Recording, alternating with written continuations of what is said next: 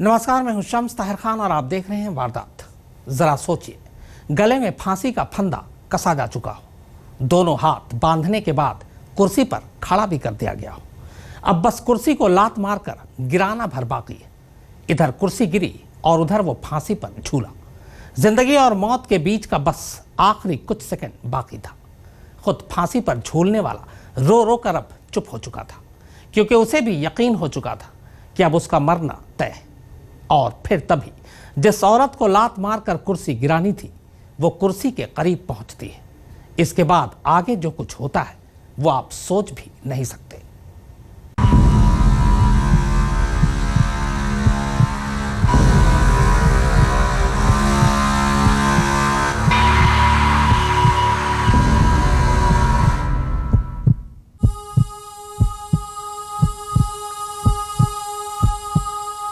उसकी जिंदगी के बस आखिरी कुछ सेकंड बचे थे, आखिरी चंद सांसें।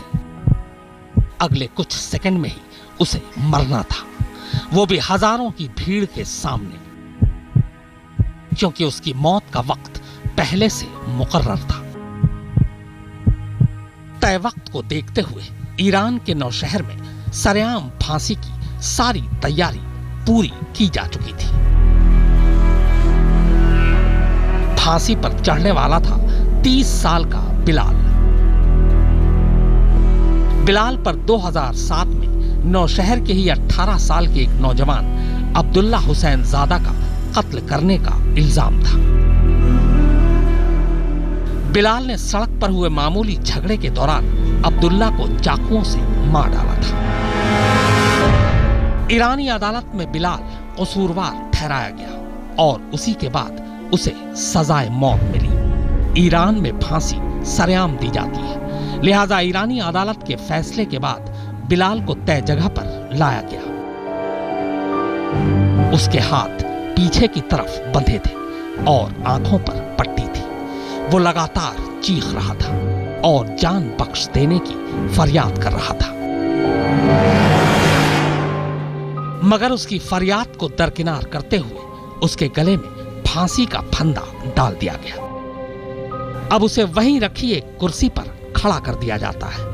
बस अब कुर्सी को धक्का देने की जरूरत थी और बिलाल की मौत तय। ईरानी कानून के तहत कुर्सी को धक्का देकर मुजरिम को मौत देने का अधिकार पीड़ित के घर वालों को हासिल है। लिहाजा बिलाल को मौत देने के लिए मकतूल अब्दुल्ला हुसैन ज़ादा की मां अली निजात और उनके शौहर अब्दुल गनी हुसैन ज़ादा को कुर्सी को धक्का देकर गिराना था। मगर मकतूल की मां अली निजात शौहर को छोड़ भीड़ से निकलकर अकेली आगे बढ़ती है। पूरा मजमा खामोश था, यहां तक कि फांसी पर चढ़ाए जाने वाला बिलाल का पूरा खानदान भी अब रो रो कर चुप हो चुका था। बिलाल की मां अब बेसुध और निढाल होकर वहीं बैठ चुकी थी। सबको यकीन हो चला था कि अब अगले कुछ मिनटों में वो बिलाल की लाश ही लेकर यहां से जाएंगे। इसी बीच मकतूल की मां अली निजात आहिस्ता आहिस्ता बिलाल की तरफ बढ़ती है। बिलाल के गले में फंदा कसा जा चुका था। ईरानी पुलिस उसके इर्द गिर्द खड़ी थी। अली निजात अब बिल्कुल कुर्सी के करीब पहुंच चुकी थी। हर एक को लगा कि बस अब किसी भी पल कुर्सी गिरने वाला है और बिलाल फंदे पर झूलने वाला। लेकिन अगले ही पल लोगों ने जो देखा और सुना, उसे देख सुनकर सब सन्न रह गए। मकतूल की मां अली निजात बिलाल के बिल्कुल करीब पहुंचकर अचानक उसके गाल पर जोर से एक थप्पड़ मारती है।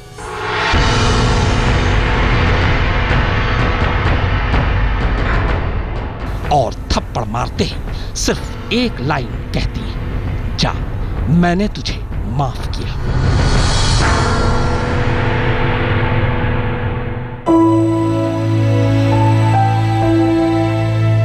अली निजात की इतना कहते ही पूरे मजमे का माहौल बदल जाता है। बिलाल और उसके घर वालों को अपने कानों पर यकीन ही नहीं हो रहा था कि मौत के दरवाजे से आखिरी सेकंड में वो यूं लौट आएगा।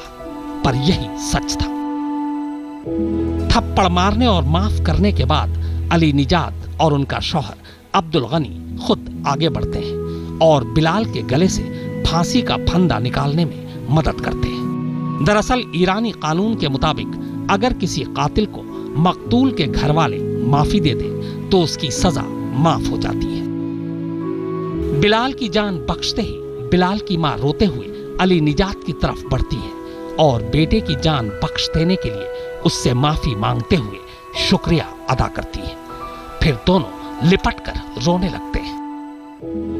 बाद में अली निजात उसी भीड़ को जो लाइव फांसी देखने के लिए यहां जमा हुई थी कहती हैं कि खाली घर में अकेले रहना कितना मुश्किल होता है, ये मैं जानती हूं। इसके बाद वो बिलाल को माफी देने की वजह बताती हैं। वो कहती हैं, बिलाल को माफी देने की बात कई दिनों से घर में चल रही थी, पर हम उसे माफ करने को तैयार नहीं थे। लेकिन 3 दिन पहले अचानक मेरा बेटा अब्दुल्ला मेरे सपने में आया। वो बेहद खुश लग रहा था। उसने मुझसे कहा कि मैं ठीक हूँ और अच्छा हूँ। इसी के बाद से मेरे सारे रिश्तेदार और यहाँ तक कि मेरी माँ ने मुझ पर जोर डालना शुरू कर दिया कि बिलाल को माफ कर देना चाहिए। तब फिर मैंने भी सोचा कि मेरा बेटा खुश है, इसलिए सिर्फ बदले के लिए बिलाल की जान नहीं लेनी चाहिए। लिहाजा मैंने और मेरे शौहर ने बिलाल को माफ कर दिया। मौत के मुंह से आखिरी सेकंड में बच निकलने के बाद बिलाल ने कबूल किया कि अब उसे एहसास हुआ है कि जिंदगी क्या चीज है। बिलाल ने अपने तमाम दोस्तों से अपील की है कि वो जिंदगी में कभी चाकू हाथ में न ले। वैसे एक माँ की माफी के चलते बिलाल तो मौत के मुंह से बच निकला, मगर ईरान में फांसी पर चढ़ाए जाने वालों की तादाद अब भी दुनिया में सबसे ज्यादा है। संयुक्त राष्ट्र की एक रिपोर्ट के मुताबिक ईरान में इस साल ही अब तक 170 लोगों को सरेआम फांसी दी जा चुकी है। आज तक ब्यूरो। और अब बात दिल्ली की चोरियों की एक बिल्कुल नई गैंग की। इन चोरियों को देखकर पहले तो आप हंसेंगे और फिर सोच में पड़ जाएंगे, क्योंकि इनकी चोरी का तरीका है ही ऐसा। बस यूं समझ लीजिए कि ऐसी चोरी आपने पहले शायद ही कभी देखी हो। 15 अप्रैल 2014 needle craft boutique, Sant Nagar, east of Kailash. दोपहर के 12:19। बुटीक की मालकिन अपनी सहयोगी के साथ मिलकर बुटीक को ग्राहकों के लिए तैयार कर ही रही थी। चंद सेकंड बाद 12:19:28। शोरूम का दरवाजा खुलता है और 2 लोग दुकान में दाखिल होते हैं। एक महिला और एक पुरुष, जो देखने में पति पत्नी और खाते पीते घर के भले शहरी नजर आ रहे हैं।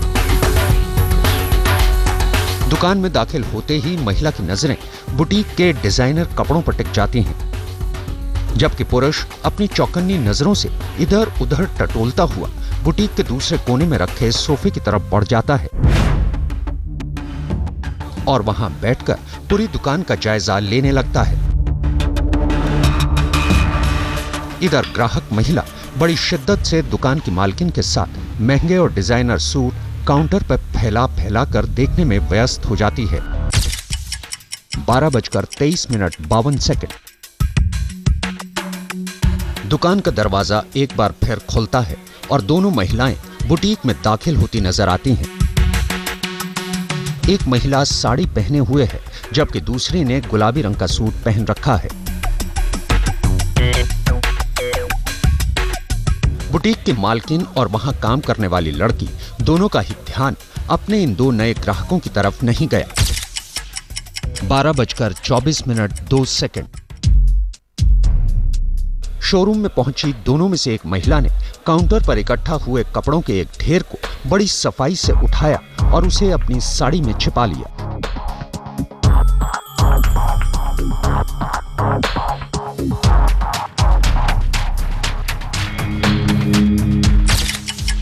बारह 12:24:35।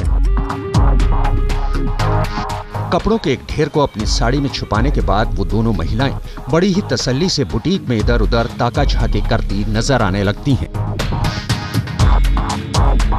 इस बीच दुकान की लड़की की नजर इन दोनों नई महिलाओं की तरफ जाती है और वो दोनों लड़की से कुछ बात करती हैं और फिर दोनों दुकान से बाहर निकल जाती हैं।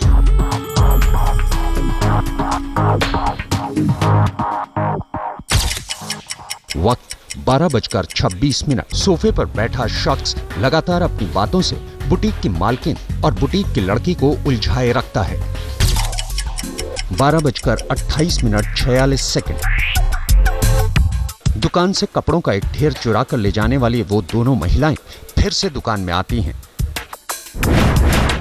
अब यहाँ एक बात गौर से देखिए, जो महिला काउंटर पर कपड़ों के ढेर इकट्ठा कर रही थी, उसने एक सूट को इस तरह से देखने के लिए उठाया कि दूर से देखने वालों को लगे कि वो उसकी परख कर रही है, जबकि उसने बुटीक की मालकिन और दुकान में दाखिल हुई चोरनियों के बीच में एक पर्दा सा बना दिया।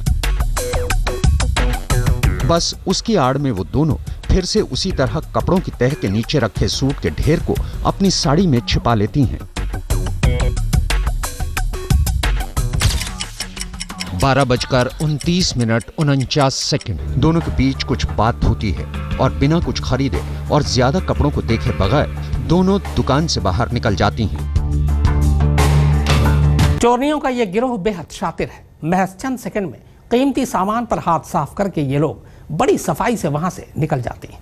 फिर जब तक इनकी कारस्तानी की किसी को भनक लगती, तब तक ये किसी दूसरे शिकार की तलाश में पहुंच चुकी होती। ईस्ट ऑफ कैलाश के संत नगर इलाके की इस मार्केट में ये बुटीक अभी नया ही खुला है और 15 अप्रैल को इस शोरूम में जो कुछ हुआ वो तो आप अपनी आंखों से देख ही चुके हैं।